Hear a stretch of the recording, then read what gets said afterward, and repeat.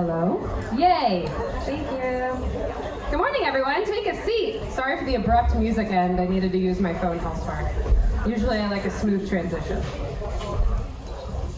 This is loud enough, Christopher?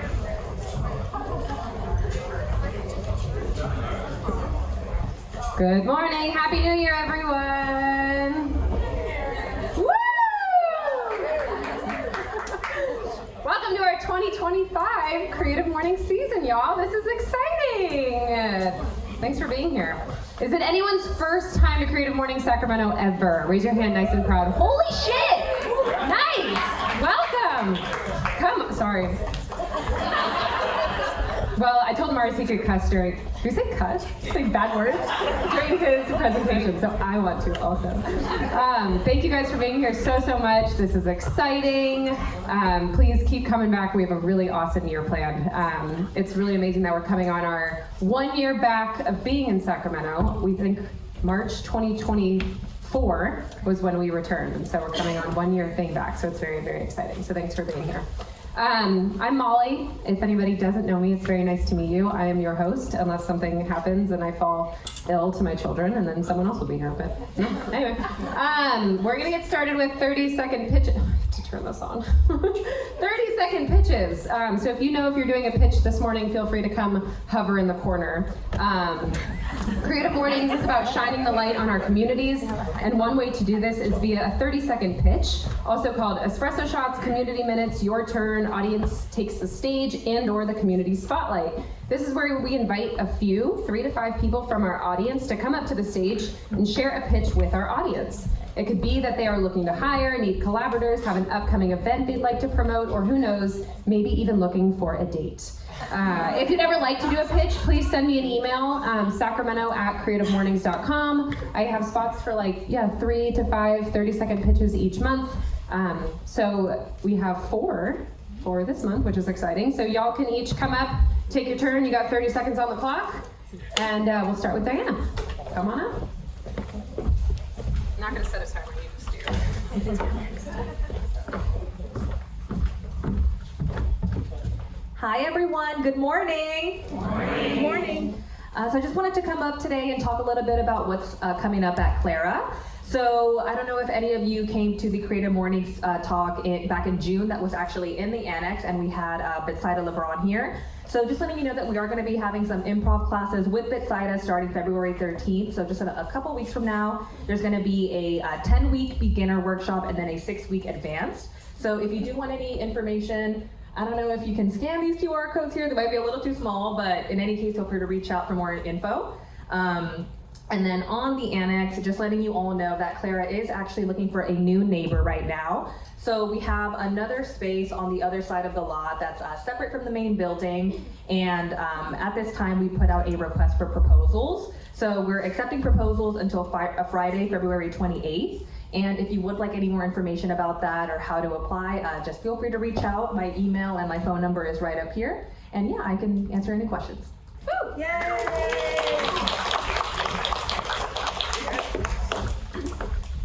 If you press the clicker, it'll... No, I can time you if you want.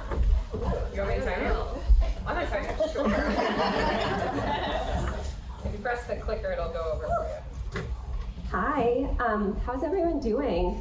Okay, I was hoping you guys would say tired, exhausted, overwhelmed, all is well. But if you would love some more clarity and ease in your life, I am hosting a workshop on Wednesday. It's a new moon reset. We'll look at the moon for some external support and also set intentions, and I promise it'll be very pragmatic and action-oriented, no woo-woo. So scan the code or astrocoacholga.com has all the info too. Nice. On the dot. Do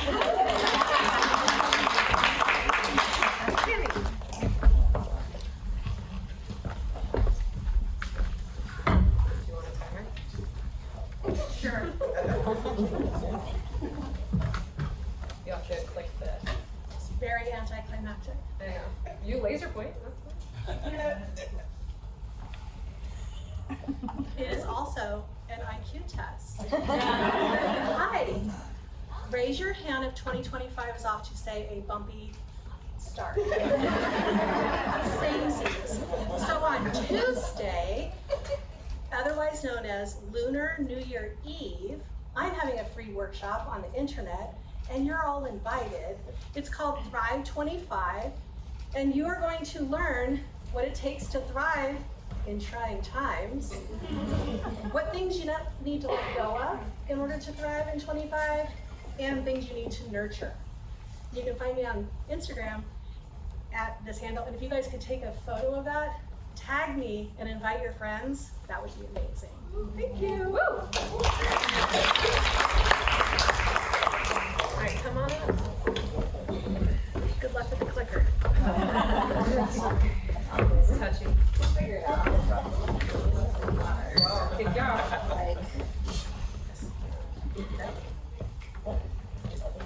There you go. Hi. Good morning, everybody. My name is Tyler Madigan. This is Desiree Taylor. We host another networking group here in Sacramento called Emerging Entrepreneurs, and the idea behind it is that we are creating a community to help all entrepreneurs, business owners, and professionals to collaborate and to provide resources to each other. So we are kind of in the new phase. We'll hit our year in April. We've had having some really, really good turnout. We'd love to invite all of you out to any of them that are coming up. The next one will be next Friday, so it looks like literally Thursday, Friday, or Wednesday, Thursday, Friday of next week is what we'll booked out. The QR code there is for the Eventbrite for next week. We do them the last Friday of every month from 5:30 to 7:30. Location does change though, so if you're interested, if you can't make it this month, but you're interested in coming out later, follow us on Instagram, or you can follow the Eventbrite itself, and you'll see. Oh. Well, just come. Well, just come anyways. Just come. Just come anyways. You can DM us too. There's our Instagram account there. And if you follow the Instagram account too, we update that. And then, yeah, just come on by. It's a really good time. Some really great people. And for their April event, we're just looking for sponsors to do something really big because it's our 1 year anniversary. So, yeah.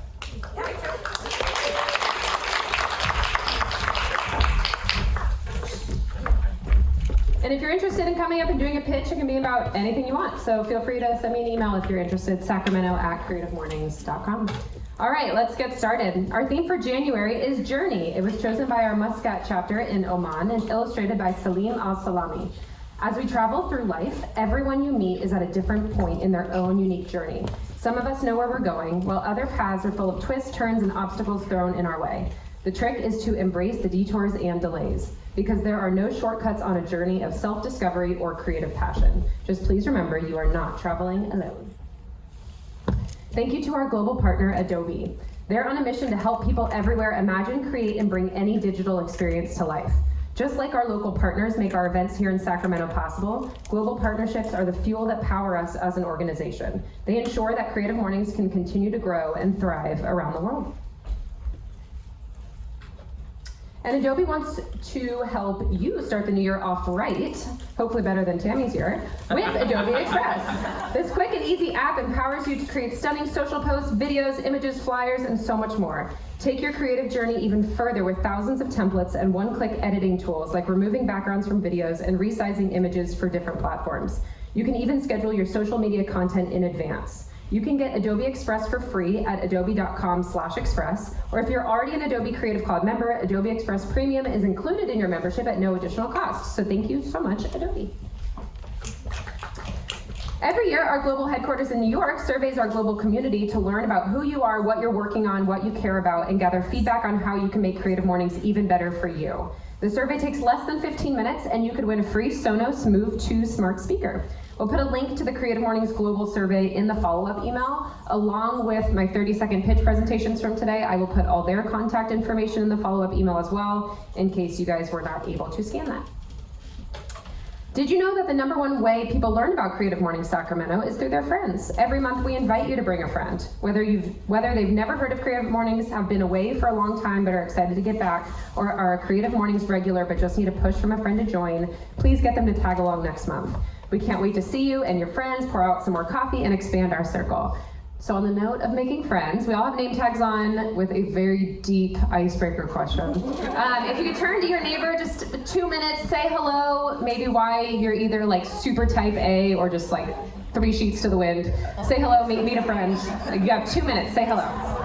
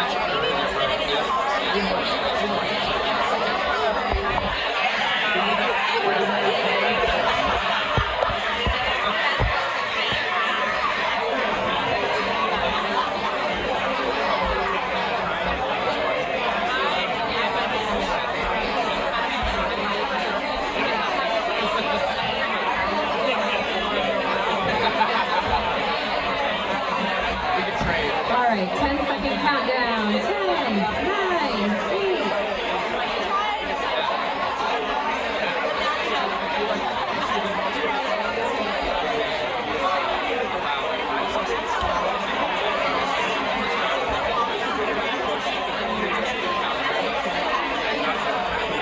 All right, 3, 2, 1. Ding, ding, ding.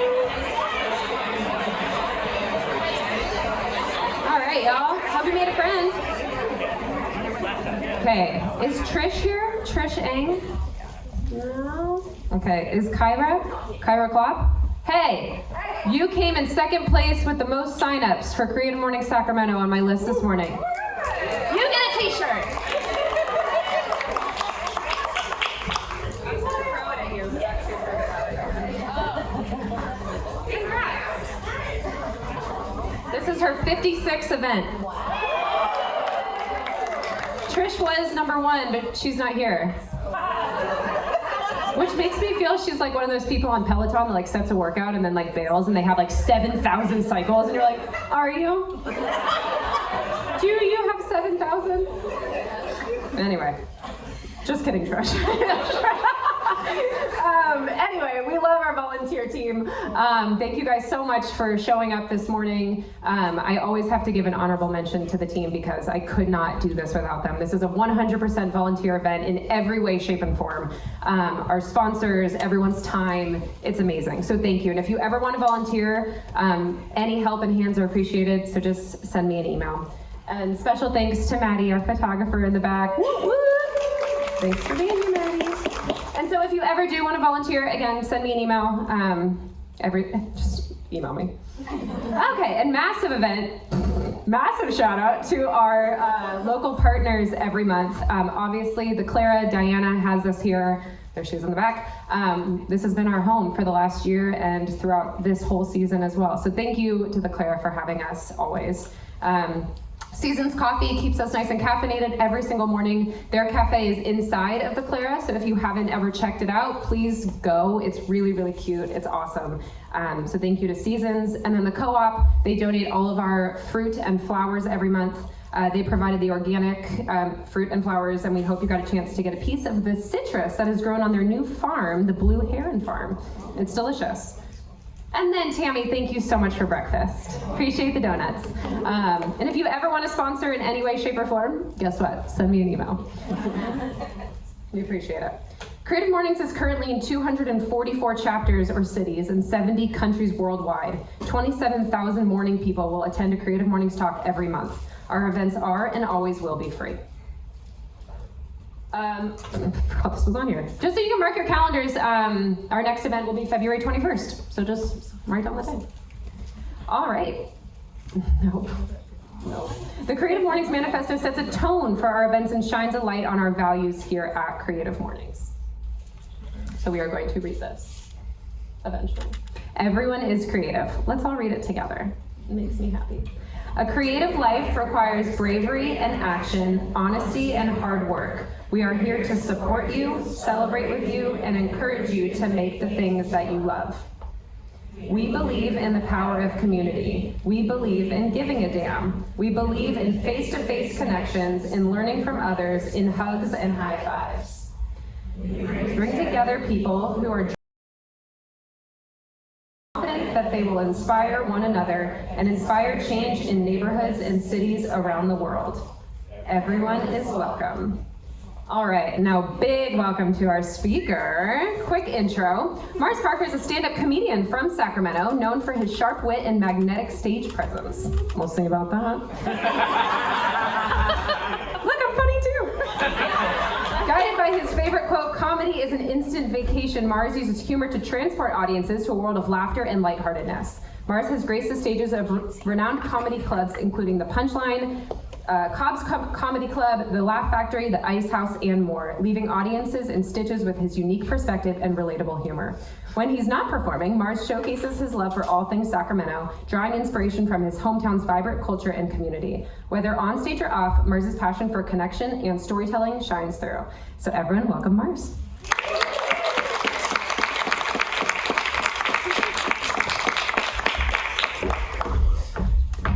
Good morning, everybody. Can you guys hear me in the back? I'm gonna take this off so I can hold it. It's a very, very early morning for me. I'm used to doing late night comedy for drunk people, not coffee drinkers. So I heard you guys very chatty in the back and made me very nervous. I'm like, sheesh. Awesome. Well, I want to say good morning to everybody. I want to thank the Creative Sacramento team for having me here this morning. Thank you, Tammy, for helping with the presentation and helping me put together this. Shout out to Maddie for making me stretch and get here and do this today. She was like, you know what would be great? Don't worry about it. You should come talk in front of strangers. This would be great. So awesome. I want to thank Clara for having us here. This is a beautiful space as well, so thank you guys. But let's get to what we're here to talk about today. When they asked me to come here, I was like, oh my God, am I famous now? Does Creative Mornings know about me? Me and my 17 small thousand followers, this is amazing. But they could have told me it was gonna be free breakfast and coffee, I would have been here for sure still. So yeah, it was not that hard. But I wanna talk about something that's been challenging, that's shaped me, and occasionally it's roasted me a little bit, and that's the journey, you know? The journey, I feel like we're all relatable in that nature. We're all on a journey on our own, by ourselves. But for me, let's see, already talked about challenges, and to be honest, for talk about the journey, we usually picture something noble. When we think about somebody on a journey, we think about an artist who struggled for life and they finally make it. They have that moment, that big break, right? It's not that glamorous for a comedian. People think that being glamorous on the comedy road and stuff, but it's not that. Being on a journey for a comedian, I feel like it's a lot of bad direction, it's a lot of detours, and it's a lot of just fumbling, not knowing what you're doing, kind of like what I'm doing up here talking to you guys today, right? Cool. Part one, which one do I click? Just the big one? The one that's button to the right. This one? Yeah. Awesome. Laughter is instant vacation. I live by that. I have it tattooed on me. I promise you I will be your vacation guest and host today, okay? Part one, the first step. AKA walking into the unknown and immediately stumbling, right? 12 years ago, I stepped on my first stage to pursue comedy because I wanted to make people laugh, but also I wanted all the attention on me. I am an attention seeker. I love all eyes on me. It's part of my life. Either way, my first comedy set was pretty bad. It was 5 minutes of complete silence, except for the sound of like my career and my dreams being crushed. I could hear that quite loud, right? I thought I was gonna step on stage and just have this marvelous moment. I was gonna be like a surprise that, oh my God, he's a savant, right? But it wasn't that. It was me on stage wondering if I should fake a medical emergency so I could get off it, right? My mom was there and she's just watching me like, dude, this isn't working. This isn't working, right? But my thing is like, I didn't quit.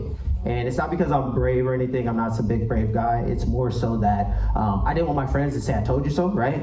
I didn't want them to be like, you're not a comedian, I told you you weren't gonna be able to do that, right? Failure and embarrassment is a key motivator. Use it as much as you can, okay? Especially embarrassment as well. But here's the thing, that first bomb that I had on stage, it taught me something very important, right? It taught me that you're not gonna die if you don't do well. Failure is not fatal. You will still be alive. A lot of people like to think that The process is to success, but actually failure is part of the process, right? And we love to say things that rhyme, so that's amazing, right? You can read that. But I feel like every journey has its own bombs along the way, right? We start something new, it's awkward, we stumble, we fumble, it's a mess, we cringe at ourselves later when we look back on how we started it. Give me 1 second, let me catch up to myself. But it's like, think about your first day on your first job, right? You're sitting there, you're standing there pretending like you know what you're doing. You got your interested face on, right? But in actuality, you're sitting there like, I have no idea what I'm doing. Kind of like how I feel on stage today right now. But it's ugly. The first step is very ugly, but it's also necessary. For anything that you want to do, I'm gonna keep pounding on that. Take the first step, even if you feel like your skin is gonna fall off, right? Part 2, the road less glamorous. People like to think that comedy is a glamorous craft, that everybody wants to be your friend. Women are throwing themselves at you, but it's not that. It's a lot of girls coming up to you at the end of the show and they're like, oh my God, you're so funny. My boyfriend wants to meet you. People think it's glamorous, but in case you like to perform at like a dive bar in Bakersfield where you get paid in chicken wings, if you think that's glamorous, I want to be your friend. You are easily to impress, right? No, I've really been paid in chicken wings after a comedy show. They gave me like 6, not even a full dozen. They're like, you're really good, here's your chicken. Pretty good. But you know what, that's every journey, right? Every journey, every road to anywhere you're going, it looks messy. It looks messy up close. We see people's highlights, especially on social media today. People only show you their highlights, but they never want to show you like the fumbles, the bombs. But comedians, we have to live that in front of you, right? And I feel like that's just part of the journey. I wish it was all smooth, but nobody wants to hear a story about the time where everything worked out perfectly. You just got there and it went smooth. People want to hear about the struggle. That's where we relate. That's the only way we can relate. Behind every overnight success, it's 10 years of bad gigs, it's 10 years of getting chicken wings at a show. It's also a lot of self-doubt, questioning every life choice that you've ever made, right? But here's the kicker. The bad gigs, the tough moments, the awkward phases, those end up being the best stories, right? For me, I feel like that's where my life actually happens. No one wants to hear about the perfectly things. So your journey isn't looking as glamorous as you thought. That's good. It's okay. Take a moment. It's going to be ugly for a while, but it means you're in the middle of probably a great story to tell people, right? Part 3. Bombing builds character. AKA, failing is just free education for me, right? I take it and I hold it. In comedy, we call it bombing. It's when your jokes fall flat. That means when you say something and nobody says anything back, right? Very quiet. You ever tried to make a joke at work? You thought it was gonna crush and nobody says anything? Congratulations, you just had your first bomb. But look, you're still alive. You're still able to talk. You have to keep working. You have to keep collecting that check, right? Comedy, I mean, not comedy, I'm sorry, but failure is like a grumpy mentor. It's like life telling you, nice try, but that didn't work. Try it this way, right? And honestly, failure is a great filter. It actually weeds out the people who probably weren't that invested in whatever journey they were on. Even yourself, sometimes you have to listen to that, right? If you try something the first time and you immediately quit afterward, probably not the best journey for you, right? It's probably not something you were actually really invested in. But if you keep going, if you truly keep going, it'll really get interesting, right? That's when I feel like for myself, I can find the best inspiration because I'm just like, I'm searching. I'm on this journey to search for whatever I can find. The best part. Give me 1 second to catch up to where I am.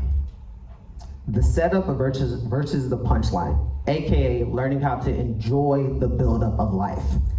Comedy is a lot like the punchline, the success, the big laugh is great, but the real work happens in the setup. It's in the writing, the rewriting, the tweaking, the going up on stage, trying it out, listening to it, going back home, listening to yourself, cringing at it, and trying it again. And let's be honest, the setup is where you spend most of your nights in everything that you're doing. You're setting up everything that you have to do the next day for your work or whatever you really have to do, right? That's the journey. For me, if you don't love the setup, you can kind of miss the whole point of whatever you're doing, right? I think about, we all want the punchline moments, we all want the big win, we all want the big laughs, We all want the perfect outcome, but those moments are so quick, and once they're done, it's over. And guess what? You're back to working on your next setup for whatever thing you're chasing next. So truly try to find like some inspiration and some solace in the process. So if you're in the setup stage of your journey, I want to say just try to embrace it, because once you get to the punchline, like I said, it's over. Part 5, lessons for the journey. Number 1, fail early and fail as often. Failure isn't fatal, it's just feedback, or in comedy terms, it's a really quiet audience, okay? Number 2, celebrate your small wins. I'm telling people this all the time. Celebrate your small wins. Even if it's you posting on social media, take time to do that. Nobody cares if you're celebrating yourself. Think about anybody else who's ever celebrated themselves. You don't remember that, but it's important to ourselves. It makes us feel seen, it makes us feel whole, it makes us feel like we are moving forward in our own steps, right? Number 3, and I say this proudly, keep showing up. Be resilient no matter what. No matter how much people tell you that whatever path you're on, it might not be working. If it doesn't look good, just keep showing up for yourself. I feel like that's one of the hardest steps. One of the hardest things about comedy or just life in general is getting out of bed to show for yourself, right? So wherever you're headed, I want you to remember the journey is messy, it's awkward, it's occasionally humiliating, and it's also where life happens, right? And if nothing else happens, if you get nothing else from that journey, at least when it's your turn to speak at Creative Mornings, you will have something really great to talk about, right? I appreciate you guys for letting me be here this morning. It was going to be very short, very sweet to the point, and that's going to be the total that I have for this morning, but I do have some Q&A if you guys have some questions for me this morning.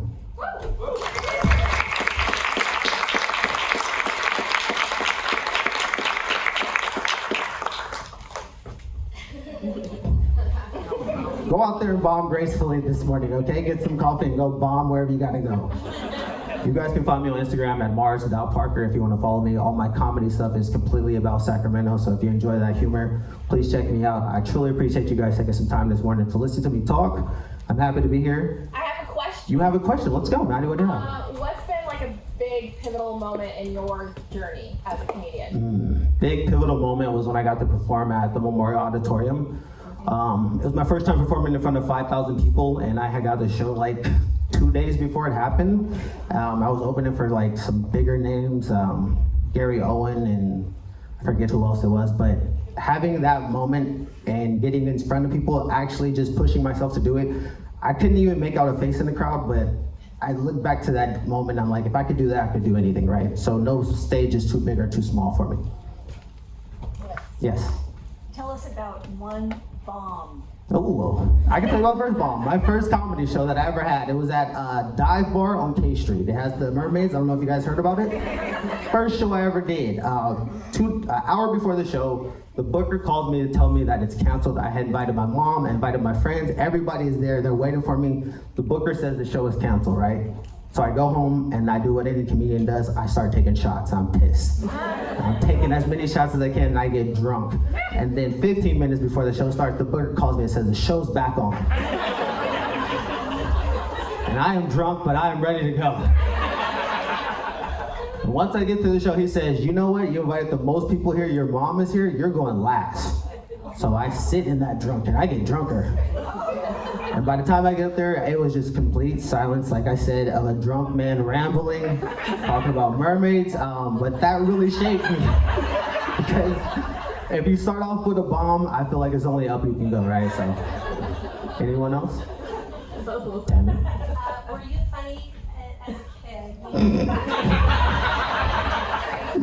Were you the class clown? Did people look at you and think, oh, this guy's going to play on stages? That's funny. I feel like I was funny. I feel like I made my teachers laugh a lot, but I also got in trouble a lot. My desk was in the hallway for certain classes. I had to just watch from the hallway.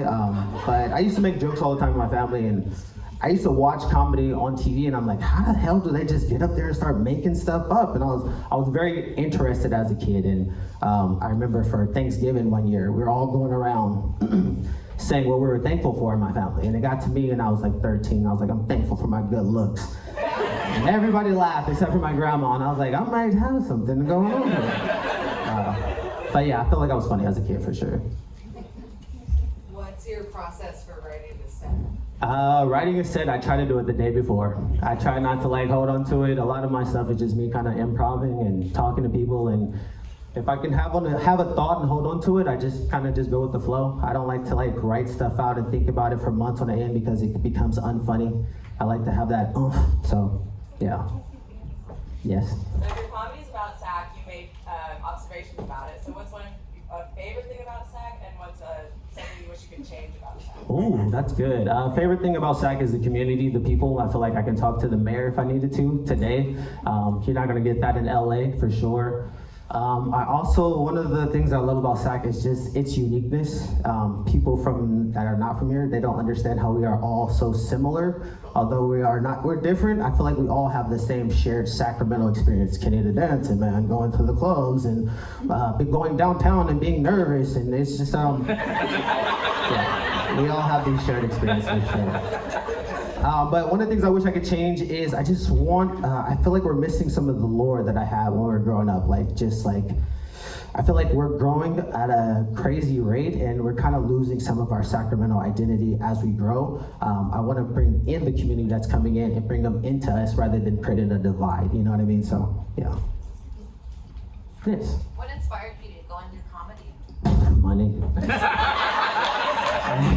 No, I wanted to be an actor. Honestly, I went to school for acting, but I was always just drawn to making people laugh, and I just follow where the money goes.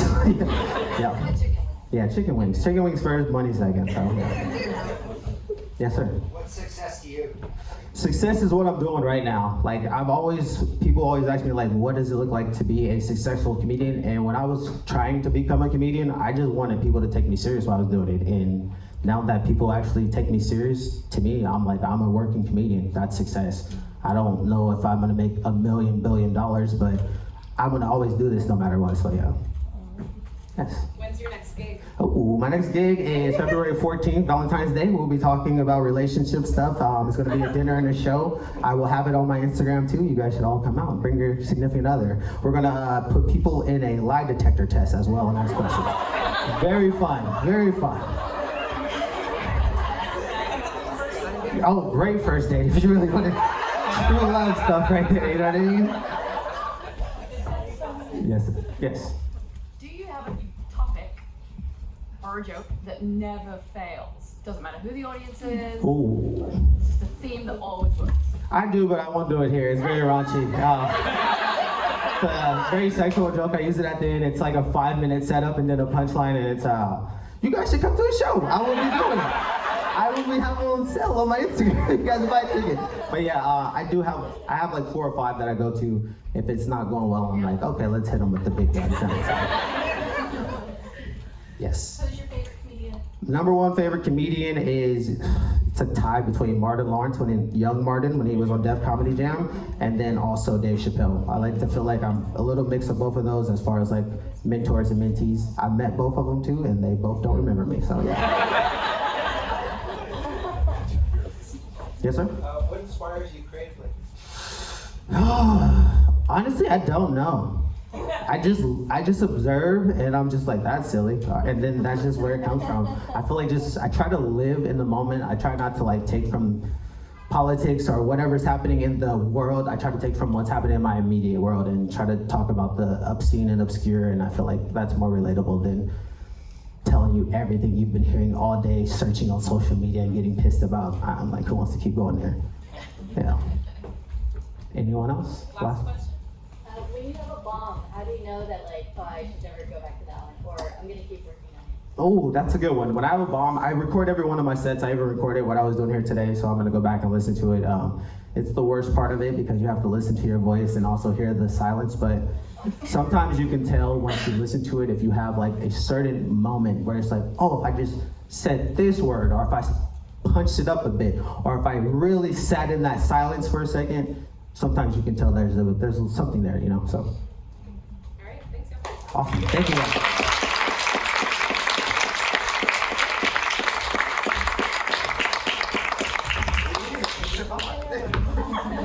All right, y'all. Thanks for coming. Happy Friday. That's a wrap on our January event. We're gonna pull out the chair racks. If you wouldn't mind folding your chair and putting it up. And then otherwise, we will see you on February 21st. Have a fantastic Friday and weekend.